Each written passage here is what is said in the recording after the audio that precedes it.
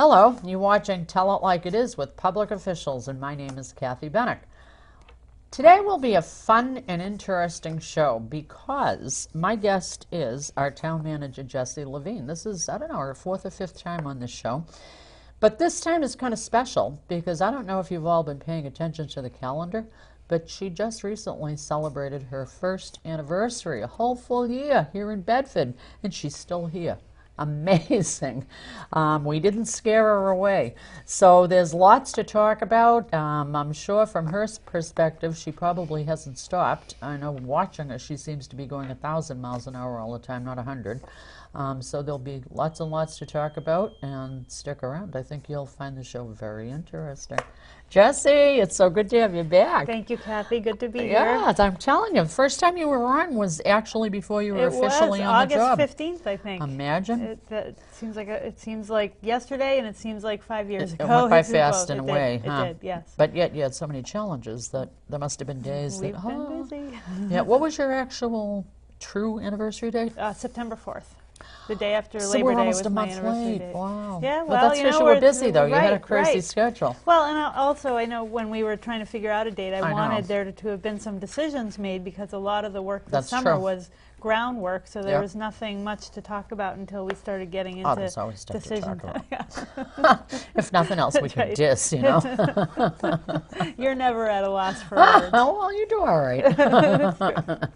So, yeah, so the time, I can't believe it that year went by. I mean, it just, did go fast. it seems, incredible. It does. Amazing. But I like that you even remember the first date of the first show together. That's neat. That's right. I like Well, that. it was the day that the council officially appointed me. Also, Yeah. was August 15th. They had a meeting that night. That was their August 2012 meeting. And that was So sort of that's the day we you met. maybe almost found the house you wound up No, buying, that right? was maybe a little later. Yeah, you were looking that day, I remember. I was certainly in town looking for a Yes. place to live. Ended up buying a condo. I know. But yeah. yeah. Yeah, I so don't you're all remember settled whether in. we found it that day or oh yeah. Well, you came right in fast. I mean, you were only here a couple of weeks when you actually moved in. Yeah, I didn't enjoy the hour-long commute I and know. leaving my dog and know. juggling and staying at a hotel when I had a night meeting. know. So it was Yeah. incentive to try to find a place. Well, quickly. yeah, it's nice to come to your own place, put your feet Right. up, Yep. head on the pillow and all that jazz. Yeah, absolutely, absolutely. If you had only one word to describe the past year, Oh, what would you say? I would say intense. That's a good one. Positive and negative. I think intense summarizes, both extreme pleasure and extreme, I don't want to say pain, but just Yeah. challenge. So, Well, yeah, it's a huge challenge. Yes. Yeah, I mean, absolutely. coming in and now you're going to be running the town, everybody's looking at you, not only for guidance, but kind of looking at you to say, well, let's see how she does. Right. I mean, that's a burden on anybody. Well, I mean, and it's something I knew going in, so Mm-hmm. it's I'm not complaining, but towns are very similar. The laws that we have to live under, the procedures we follow from town to town, those are all the same. So I would say, by and large, the work that I do in Bedford is similar to the work I've done in other communities, but there's more. I mean, there are more zeros in the budget. There are more residents in town. There are more employees. So there's more of everything. And so you can't do the same amount of work in the same amount of time. And the other wild card is the people. I Well, mean, that's you your know, the thing, people huh? can be great in one town, and then you can go into a place and go, oh my God, why did I ever come here? But every town has their rabble-rouser. Every Yes. town has their Am I critic, included in and every town has the cheerleader. So it's That's true. So one of my dear friends says about the profession, same circus, different clowns. So from town to town, you have different cast of characters, but they all fill similar roles. I could be terrible now in saying, who would the clowns be? No, I won't do well, that it to includes you. me. I mean, I'm one of the clowns. So, ringleader, maybe. Well, yeah, I suppose. In a way, why? What would you say was the biggest issue that you had to face coming here? Not coming here, I mean, not the actual move to here. Since but I've been here. Yes. Yeah. It's funny because I made some notes for myself. What did I spend the last year on? It went by so quickly, and then if Yeah, the somebody list said, has to be like this yeah, long. I mean it's pretty long.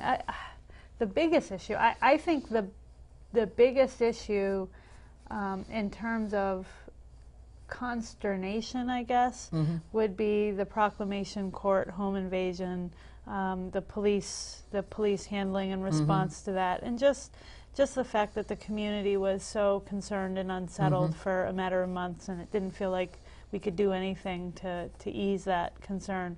I think as far as time spent, the educational farm at Joppa Hill certainly occupied a lot of my time over the late fall and winter of last year.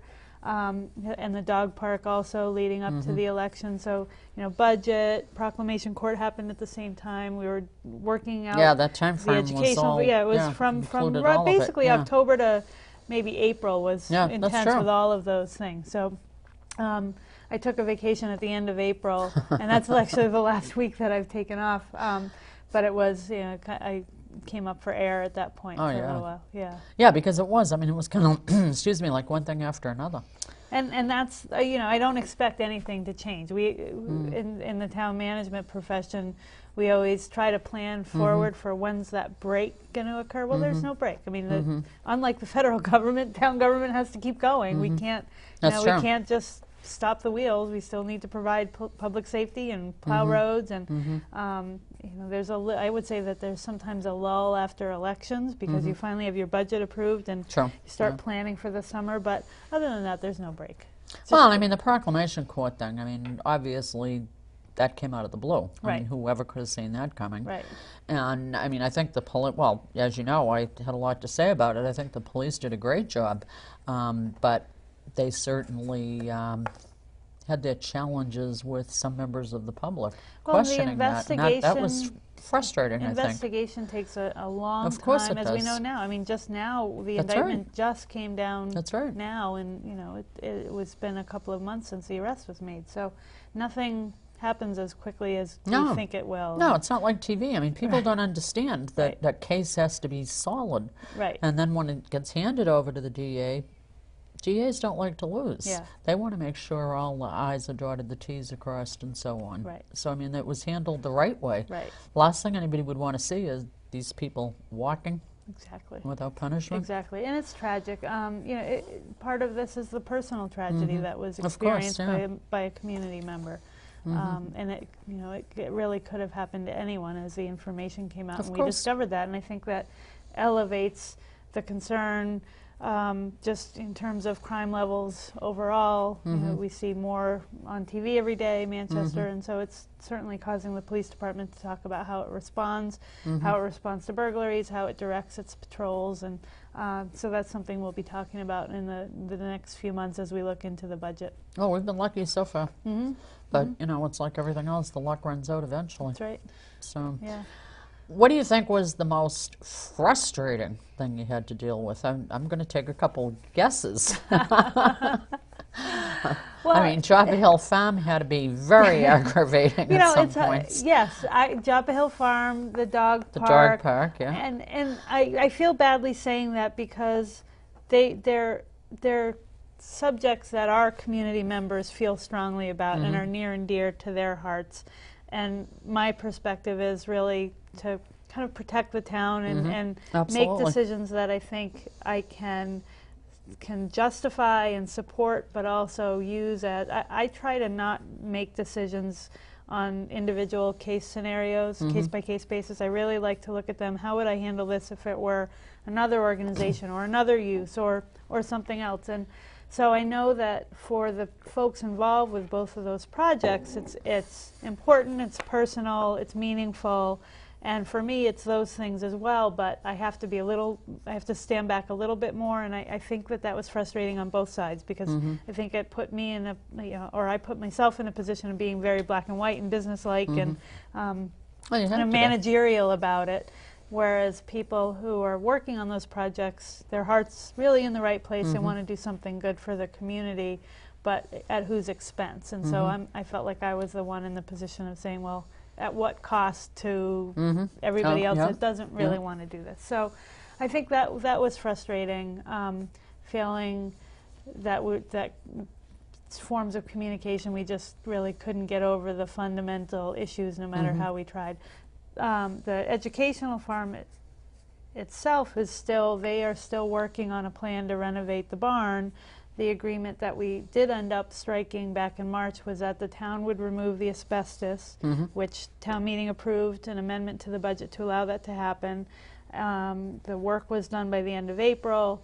The educational farm then had 60 days to evaluate what was left and determine whether they wanted to make the repairs, and they notified us by the end of June that they did. So they now have 365 days to get that work done. So we're in that time period right now. That long? Yeah, they they felt that they had to, well, and they do. They have to go through the building permitting process. They have to determine the costs, the code responsibilities, and develop a plan and find a contractor.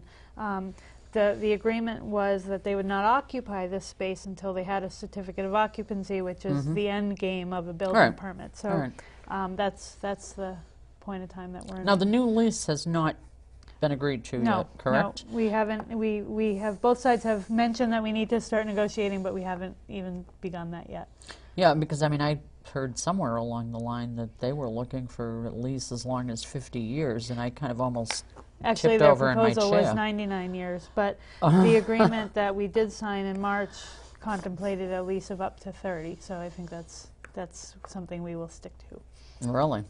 See, I think maybe I'm hard-nosed. I'd say 5 and see if they're performing. Like I said, we have not even really begun talking about it yet. So, so that's something we'll. Well, that could we'll get controversial. Good. It could get back there. I hope not. But it may. They are talking about making a significant investment in the farm, so I can understand why they'd want to be there longer. If it's a short lease, they may not want to make the repairs necessary. So See, they should take it as a challenge and prove how good they are.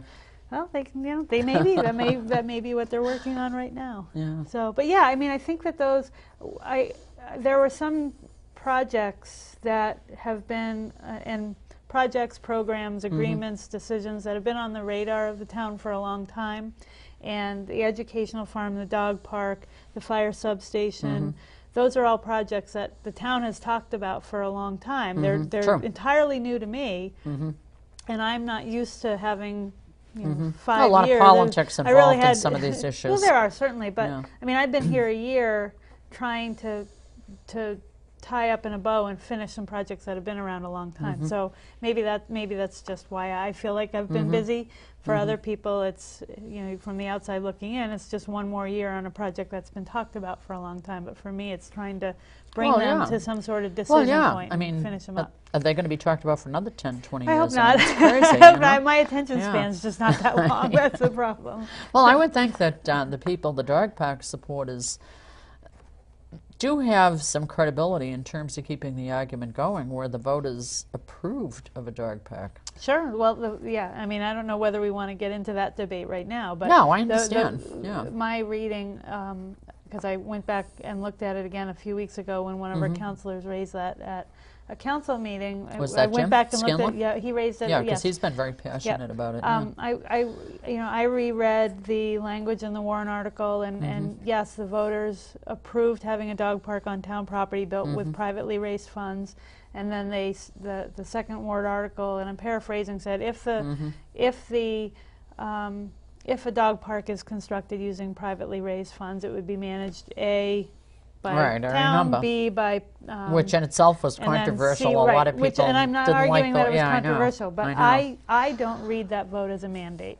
I know that proponents of the dog park do, and until the council, I feel like we're back to where we were a year ago. Until the council either says, "Okay, we agree it's a mandate," I'm going to go with the which is there's nothing to be done. The voters said, if it's built, it will be operated in this manner. It's not built. Nobody has a lease. Nobody's come forward for a lease. I don't think that we have a mandate to issue an RFP because my whole position was this is not something that I felt staff time should be dedicated to. And so I would say if there is a mandate, it's that the vote to use town funds lost.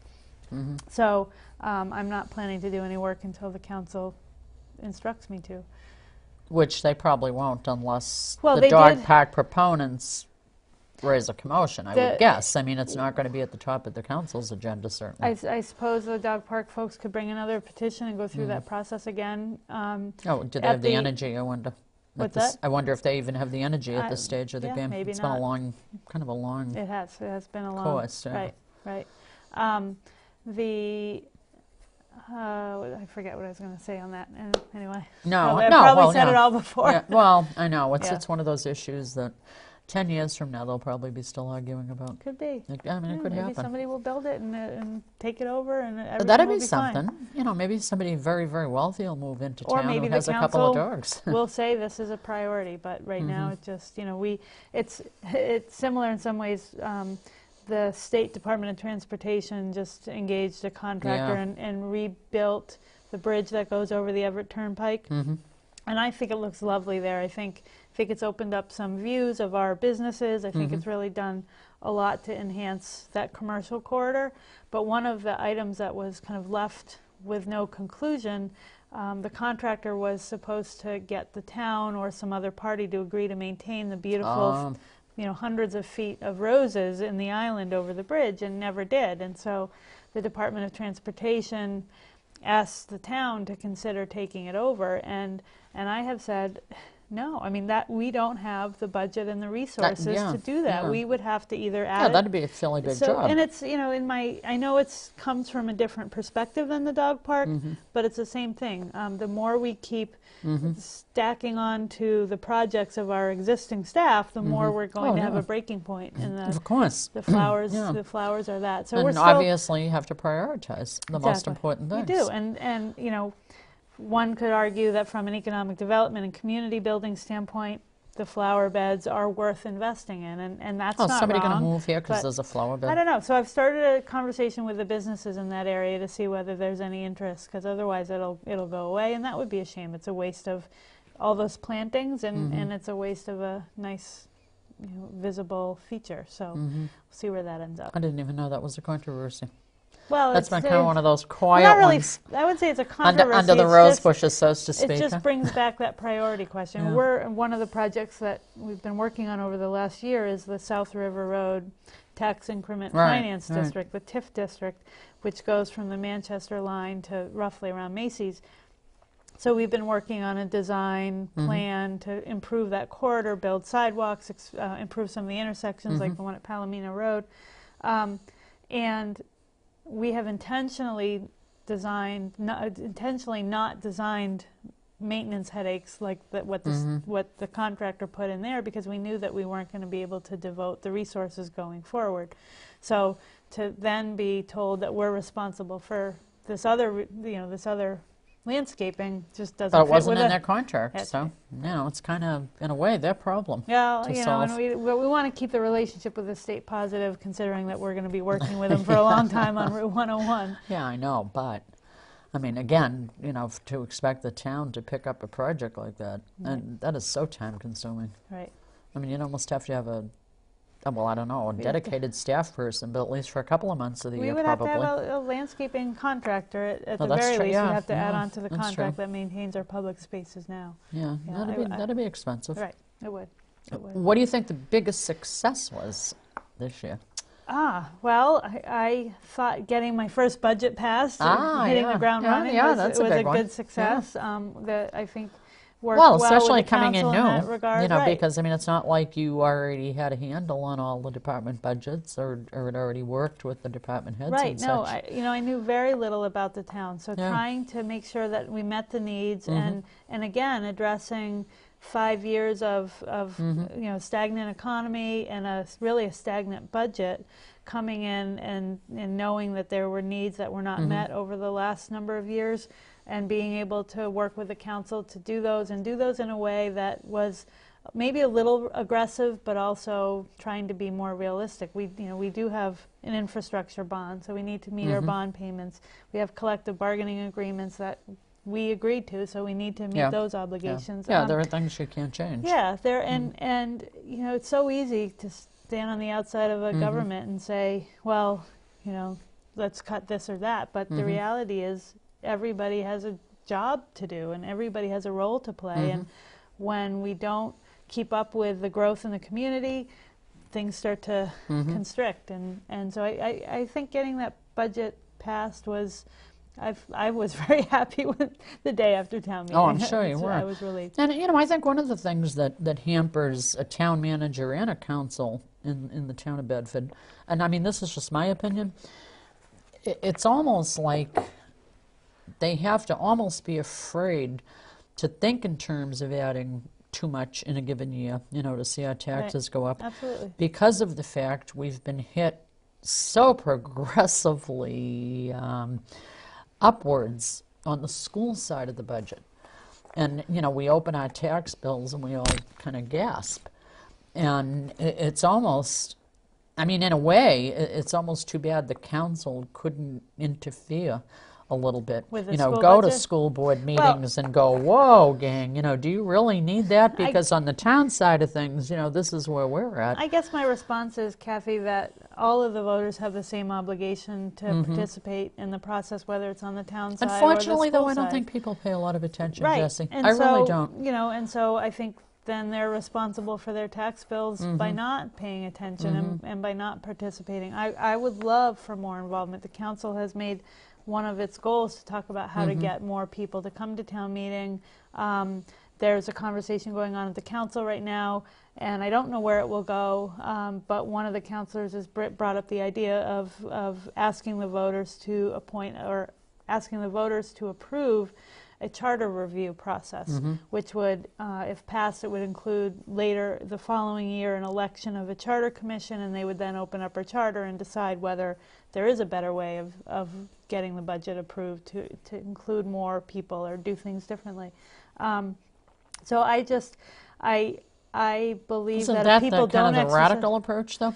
to open up the charter, no, it's not unusual for a community. I mean, the charter commission will end up working on whatever they think the best outcome is, and then that goes Yeah, back but to that's the a real voters. wild card.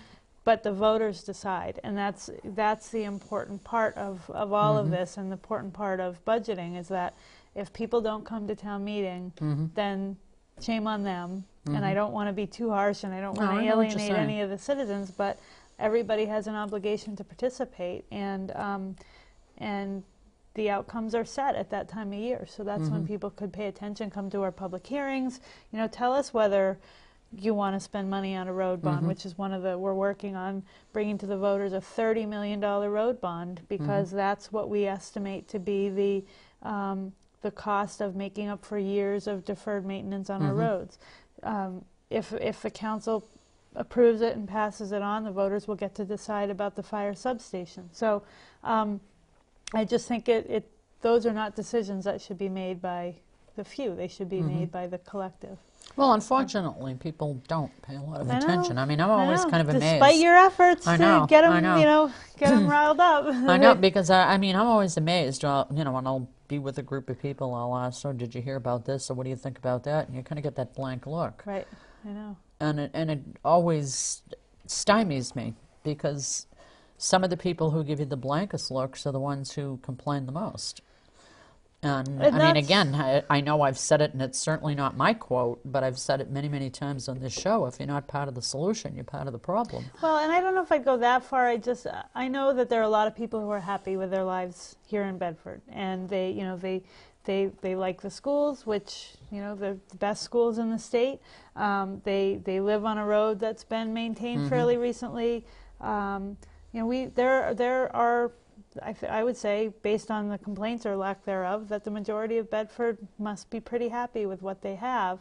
But I agree with you that if somebody is going to be vocal about an outcome or something we didn't do, then I encourage them to participate in the process and help us figure out a way to address it and learn what maybe our constraints are. One of the issues that's been brought to us recently is whether we should have a noise ordinance. We've had a couple of complaints about road bikes and ATVs in people's yards. They're Even using some them of the on cars their own. and trucks that are zooming around. That's right, and that's even harder. But people using their equipment and their toys, I guess, on their own property. How far do we go to restrict that use if they're not really breaking any laws? Do we create a noise ordinance that would limit that If you do peaceful include enjoyment? dogs. because That's- we have somebody in our neighborhood who has multiple dogs, and 24 hours a day at any given point in time, we might all be listening to them. And you've hit the nail on the And head. it's ludicrous. With a noise ordinance, one person could be riding an ATV all day, and the other person's mowing his lawn. So are those two different uses? I think, you have to be reasonable. Right. I mean, a lot of people, Saturday morning or Sunday morning, they would like to maybe sleep a little later or whatever. And it's pretty annoying if it's 6 o'clock in the morning, somebody's out there tooting around on their mower or what have you. Yeah, it's hard. I mean, there are a lot of, sometimes you have to think in terms of make believe we live in apartment buildings or something, and we have to be more conscious of how our actions are affecting our True, neighbors. but remember, this is a live free or die state. Oh, and a lot God, of I people get so move sick here. of hearing that. But a lot of people move here and then wonder where, where are those regulations that I want to bring peace to my neighborhood? So it'll be interesting to see. This is really the beginning of that conversation.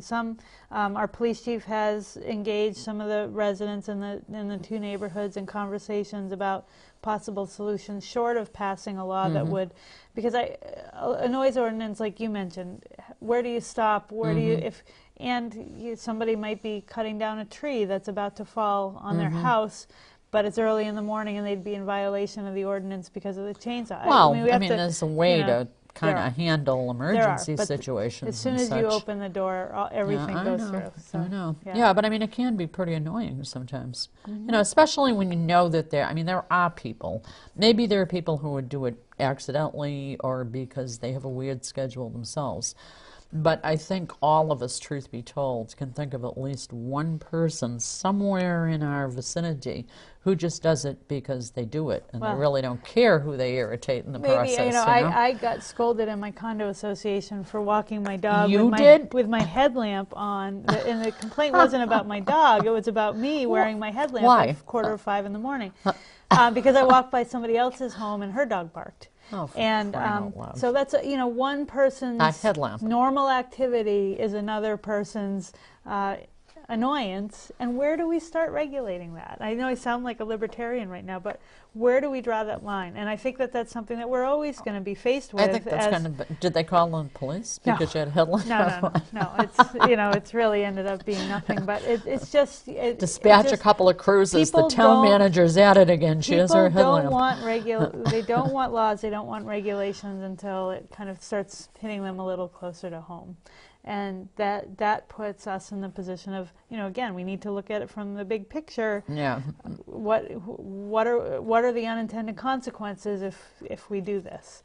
And so that relates to everything probably. We've talked about a bunch of issues that have kind of reached a stalemate, if you will. What are maybe there are issues that aren't public yet, but you kind of have in your head, or different town planning people, department heads or whatever have in their head.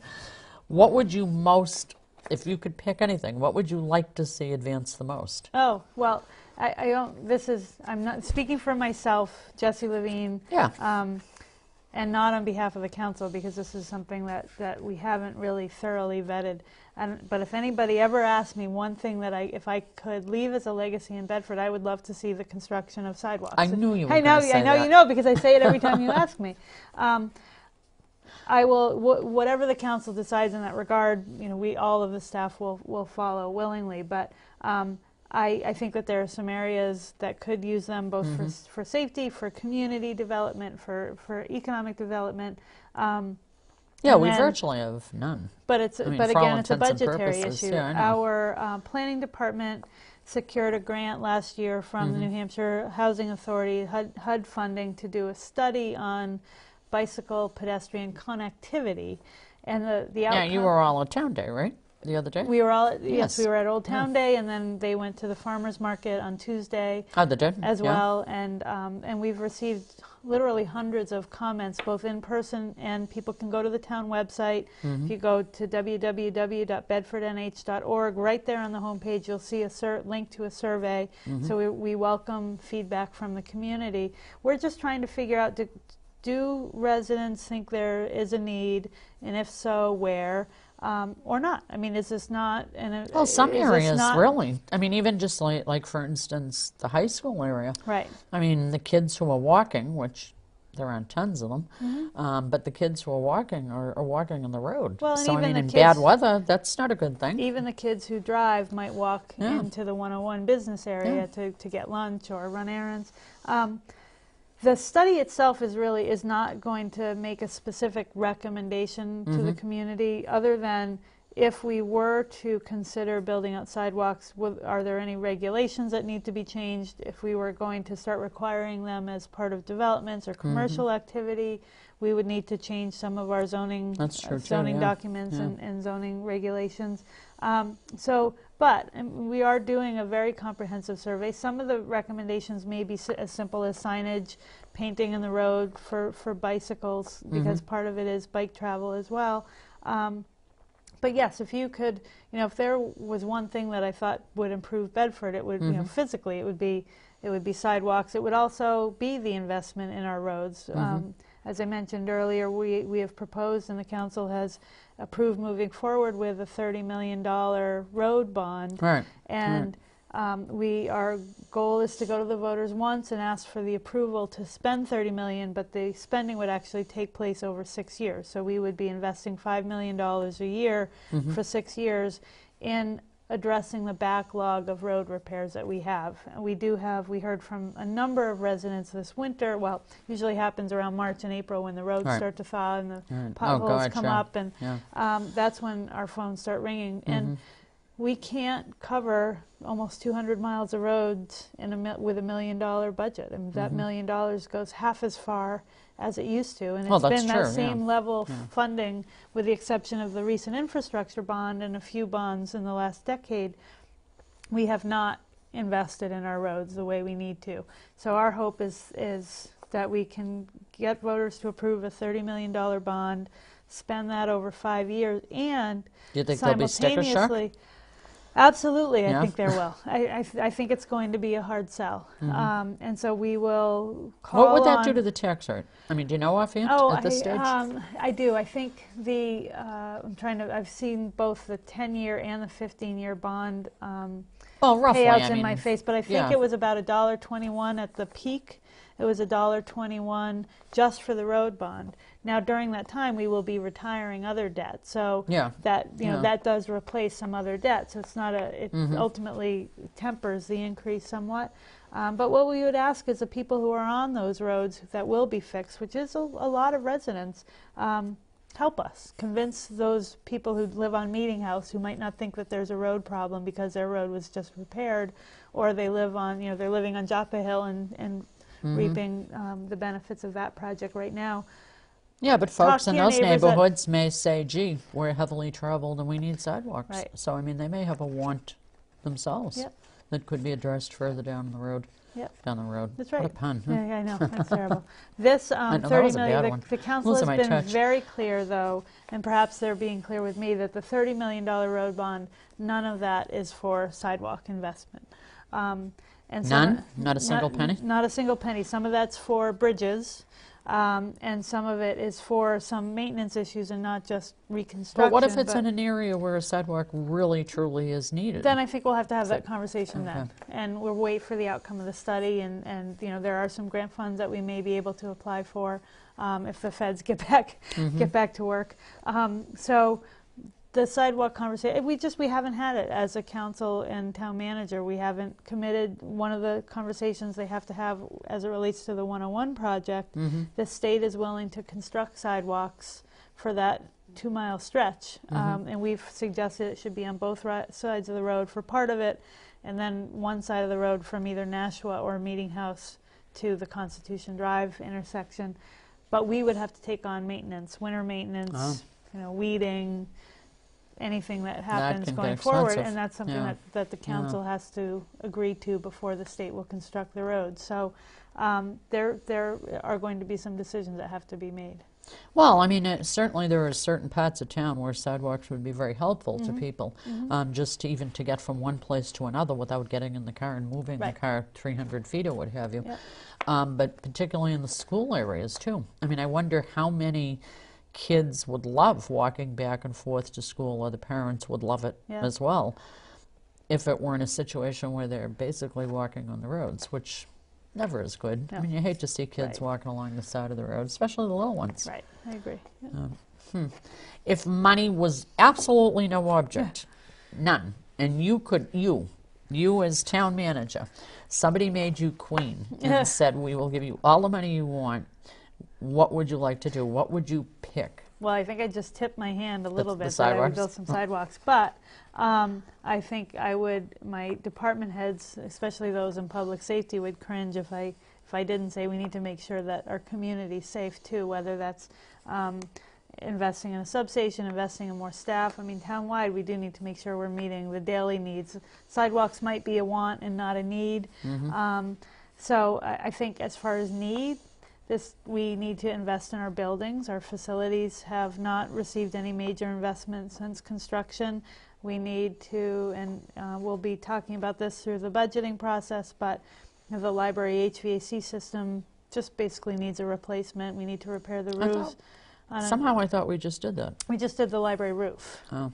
We need to do the roof on the public safety What building. is the stern, and again, I don't mean to kind of Interrupt? interrupt your train of thought, but I mean, the library, for all intents and purposes, is new. Late 90s. Well, I mean, that's kind of new.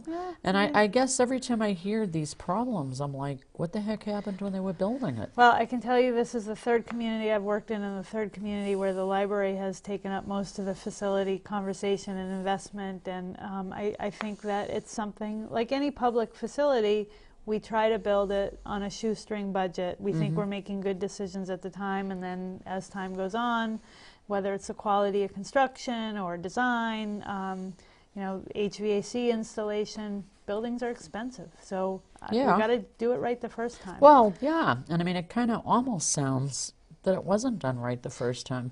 Because, I mean, it's not really an old building when you think of things. Right. I mean, some of the old buildings that have been here forever seem to function better than Oh, and I the think library that question building. has been raised. But at this point, we just need to move forward. We're not going to tear Yeah. it down and rebuild. We're not Well, going to build no. another one. No, But of course not. we do have a couple of $1 million worth of repairs comprehensively across all of our buildings, and we need to look at how we're going to accomplish that. If I had all the money in the world, I would probably build a new town office building, maybe put it over on Constitution Drive near the fire and police station, and have a little bit of a municipal complex. It's kind of like there. the way it is in Salem. And Londonderry. Yeah, that's true, too, SAU is Londonderry, near. I mean, yeah. it would be nice to have a town. Well, it is a kind of nice. centralized Yeah, it is kind area. of nice when everybody's all in that same area. It is. So, I mean, I think that would be a neat way to go, especially because they're building sidewalks on Constitution. Ah, there you go. Everybody could go out and take a walk at lunch That's and, right. all that good kind of stuff. Yep. A couple other things I had kind of put on my list we talked about a little bit, but can you talk about, because I know I've heard a couple of people, they sort of know the issue, but they don't understand it. Like, how come they're talking about this? The council has been talking about making some changes with regard to zoning decisions. And maybe if you can kind of elaborate on that so people will understand what that's about. Because I Sure. think there's some confusion on Okay, it. sure. I actually raised the subject with the council back in April when they had their year planning retreat as one of the ways that the council could, what I saw as maybe low-hanging fruit as far as an economic development approach, was for the council to be the body that approves changes to the zoning ordinance. So currently... Now, as opposed to now when it goes to the voters. Right Okay. now the planning board prepares the changes, it goes on the ballot, and voters vote on it in March. The planning board March. has to hold 2 public hearings, which are in January. Right. Then it goes to the ballot in March. So then this way, if the council could do it, it could be on an as-needed basis without waiting all the way to March? Yeah, and the process that Okay. we proposed would still require the planning board's involvement. It would still Right. require, because the planning board ultimately is the one that oversees the entire development process, zoning changes, zoning approval, planning board approval.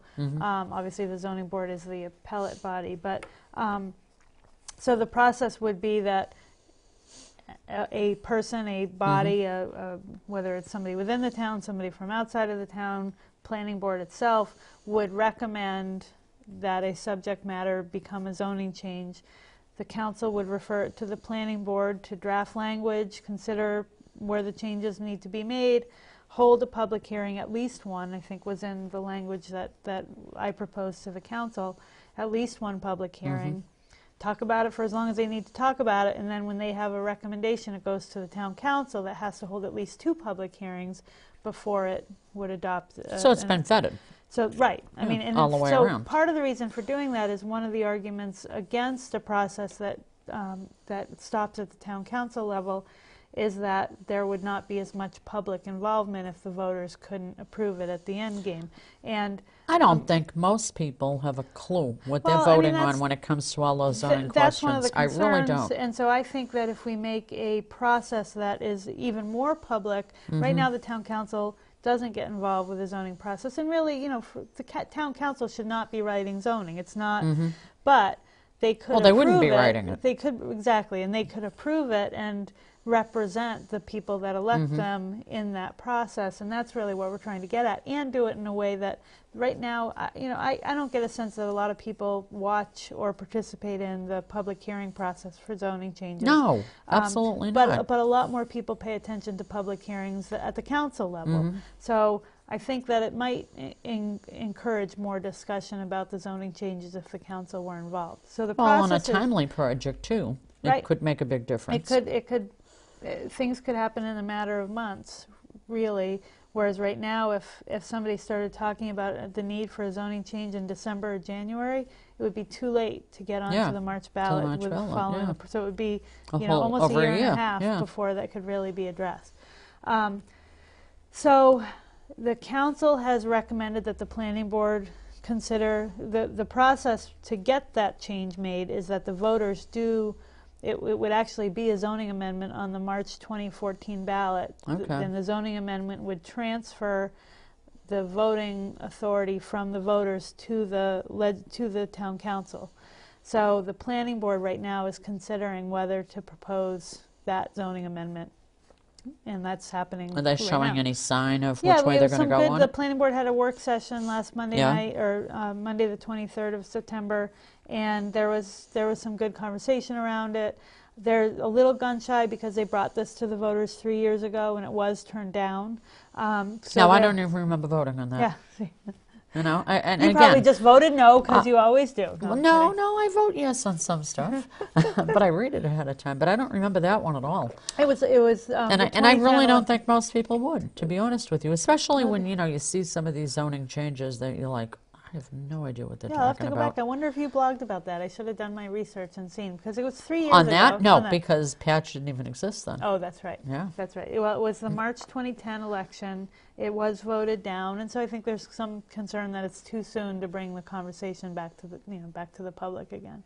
Well, I'll bet you dimes to dollars half the people in town really had no clue. Yeah. Maybe very, very invested people, but the majority of folks, I'll bet, Well, and I think just had no idea what it was. And I think that point well taken, that if it does end up back on the ballot again, we need to do some public education, and on both sides, because yes, it does ultimately take the voter, takes the pen away from the voter at that point.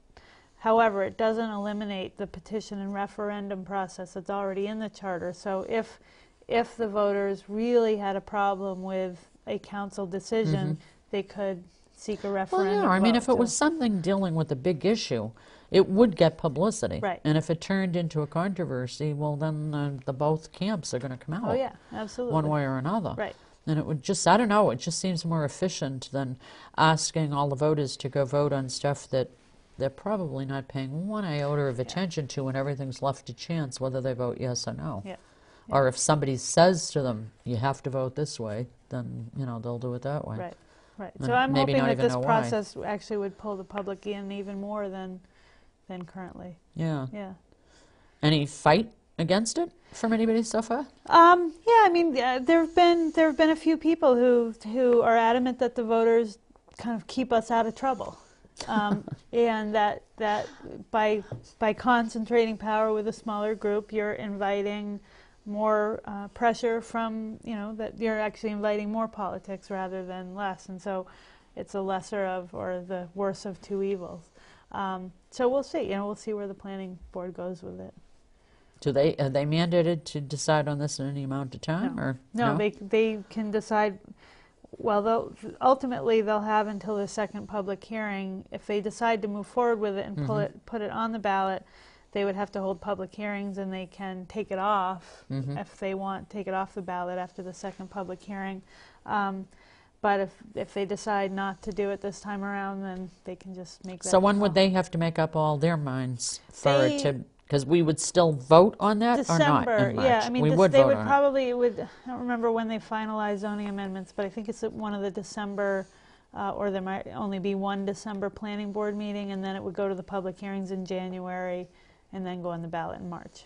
So one way or another, I mean, if it's that type of an issue, if there are opponents who feel that strongly about it, they certainly have plenty of time to do their own PR campaign. Absolutely, and I invite it. I mean, I think it's good to have this kind of healthy dialogue. Yeah, absolutely. Yeah, it seems to make sense. Yep. Town's fiscal year change. I know that has been on a couple of agendas now. Yeah, that's come up. I think Crystal Dione, our finance director, said it's her third time in 11 or 12 years presenting it to the council. We did make a presentation to the council in either August or September, and ultimately the council said we've got so much else on our plate that we just can't take on the fiscal year. So they're taking a pass totally this year? At this year, yeah. And really? That's a cost item. It sounds simple. It sounds all we have to do is change our fiscal year, but we actually have to pay for another 6 months of operations within our within our once a year budgeting process. So essentially what we're looking at, our annual budget is about $25 million. So even if we leave out capital investment for 6 months, we're talking about another $10 million in operating expenses. That is a budget item. Sure, it pays for 6 months, but we have to pay for it in one bill the way, or in two bills the way we pay for our properties now. So now that essentially would mean what? Would all have a bump for one or two tax bills, and then it would go backwards again? Yeah, I mean, there are really 4 ways that conversion can be paid for. I remember she talked about that at the council meeting. So I'm talking about how to pay for that additional 6 months to transition from a January to December fiscal year to a July to July. So you essentially pay January, December, and then through to July, and then you've made your conversion and you can go back to annual budgeting. But there's another 6 months that we have to pay for in the beginning. So there are 4 options. Either the town can bond, so it can borrow money to pay for 6 months of operations. Can't say I'm wild about the idea of borrowing for operating expenses. Yes, we could save up for it. And there's been some discussion, as Crystal said, if we had put away money for as long as this topic had been talked about, we might actually have enough to do it. But it would be, saving $1 million a year. It would take 10 years to accumulate what we need now to make that transition. So we'd have to be aggressive, and $1 million a year it's a lot of money to add to a budget. Well, so we could budget for it as one lump sum. And remember, we're only talking about the town budget. We're not talking about school, county, or anything else. But so we could add that $10 million to our budget, and then folks' second tax bill of the year would spike to cover that, and then it would come back down in the following year. So it would only be the one time? It would only be one time, but $10 million, it would be a couple of dollars per thousand. I mean, it could be significant. And then the fourth option is to transfer to quarterly billing. So, and there's a formula that, believe it or not, it works. If we transferred to quarterly billing, the fact that we're collecting essentially an extra tax bill in the beginning of the process pays for the conversion. Now, what would be the opposition to that? Well, it would require our tax collecting staff to essentially always be processing tax bills versus twice a year. Right now, we would probably double our mailing costs, because we would either send out 2 bills in one mailer, which is difficult given the mailers we use right now, those fold. So we would likely have to send out 4 bills a year, and to 10,000 homes, that can get fairly expensive. There's some issues around paying certain bills and timing, and but it's primarily a change in operations. That's really the biggest opposition to it. And it's really difficult to go back if people don't like quarterly bills. If they forget that we're on a quarterly billing system, you know, they would be facing liens more frequently than now. So it's just the whole community has to understand what's what happening. it's about. Yeah. Yeah. That sounds like one of those almost sticky wicket. It is. It is. You know, I mean, there are good points to it, but there are points that, I don't know, kind of are wrought with grief, so to speak, while people tried to figure it out. Well, it's a little bit, it's the cost benefit. Administratively, Yeah.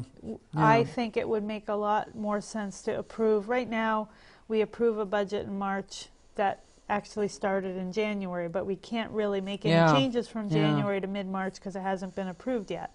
And we don't collect money for that approved budget until the end of June. Yeah. So if we're running low on reserves, we can't buy equipment, we can't add staff, you know, we can't do those big ticket items that were just approved in March. The theory with a July fiscal year is you have your town meeting in March or April or May, and then when your fiscal year starts on July 1st, you've got your June 30th bill just came in, you've got money in the bank, you've got town meeting approval, you can spend your whole year doing your work versus the 9 months that we have now. And we would all have to hope that everybody's paying their taxes on time, because as we know, that's an issue in some quarters. It is. It's not a huge issue here. I mean, we do have a, you know, in excess of 95% tax bill payment rate. So, but it's more of an issue in other communities. It's a little bit of an issue.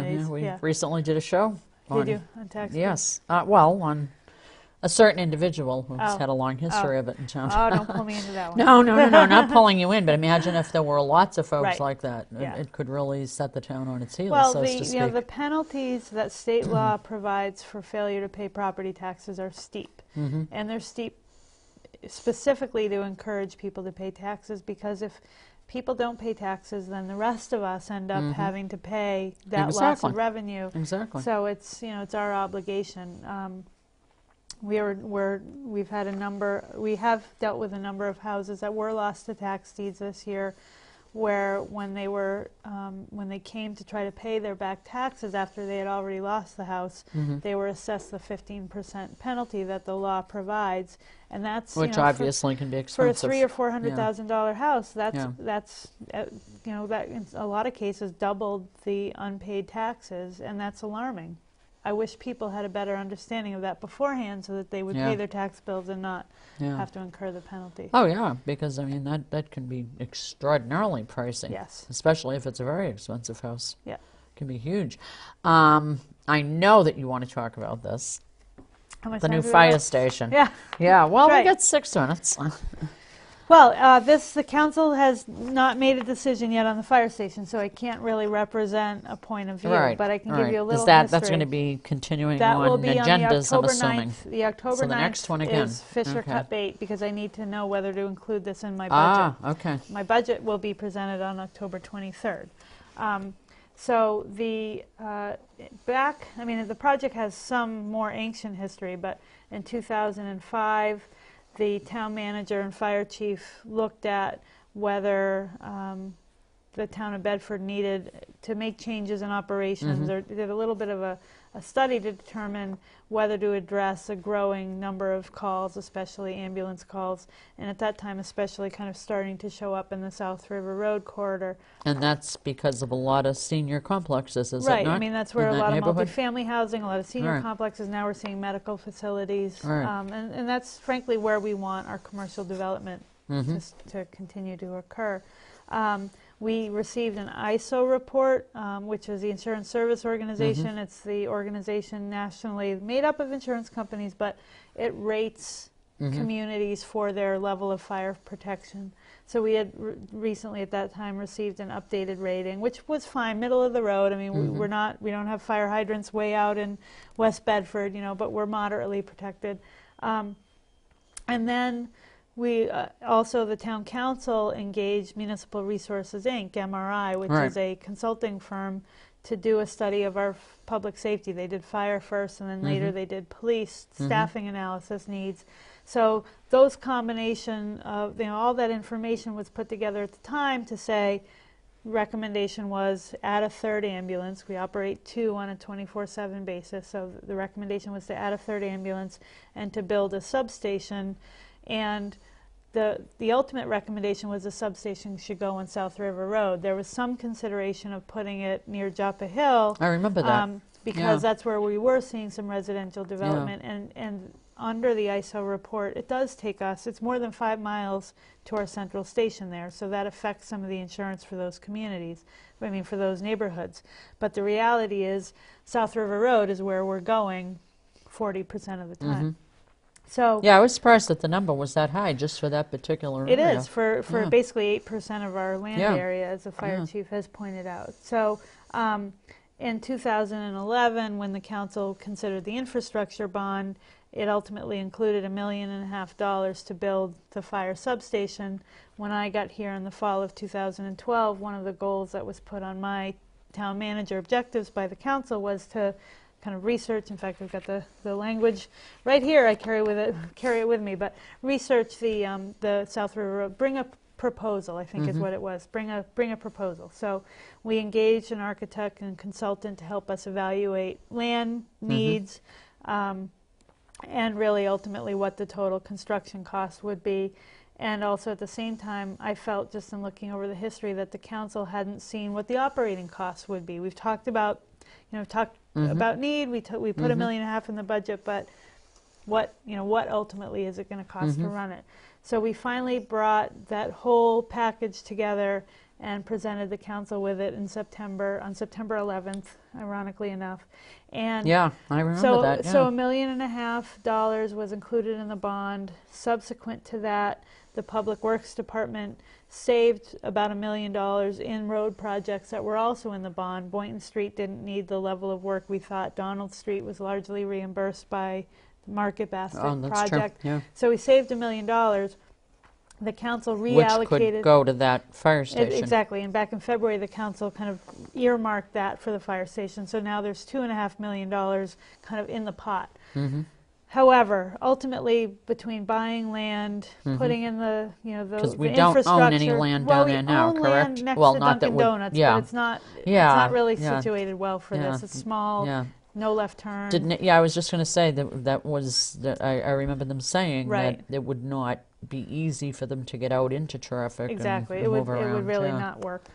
So to make a long story short, the cost of construction is roughly $4 million, including buying the land, developing the land, and then building the building. The cost of operating is roughly $1 million. That includes an addition of 11 24/7 firefighters, and that includes transferring some of our existing staff from the central station down to a new substation. So it's a huge number, and we were all kind of taken aback by it. And so what we're doing right now is revisiting all of the background data supporting the need, but also revisiting whether there's a different model for staffing that we could agree to, that the union could agree to. Would we just staff during the day? Because that's really when our peak is. Although last night, Monday night at 8 o'clock, the fire chief sent me a text and says both of our ambulances are out, and we just had a chest pain call at 5 Washington Place, which is one of the new medical offices. But so we had to call in. Yeah, I mean, that's not unusual, though. Well, for cities and towns to have reciprocal service arrangements with other cities and towns. Absolutely. It's not, and we do. Yeah. But we can't rely on them to be our first responders the majority of the time. So we need to figure out where, again, it's that balance. It's where's the line between an appropriate amount of mutual aid and it's too much, and it's a delay. It's going to take longer for a vehicle or a apparatus to respond from Merrimack or Manchester than one that's already in Bedford. I guess I'd be interested in knowing how often that really happens. Well, that's what we're working on. I mean, Jessie, want to come back after that council meeting and we can talk about the fire station specifically and a couple of other things? Absolutely. Great. Okay. Thank you. Thank you. Thanks. All right. Thank you all for watching. I was remiss watching the time, but Jessie's coming back, so we'll continue the discussion. Till next time, bye-bye.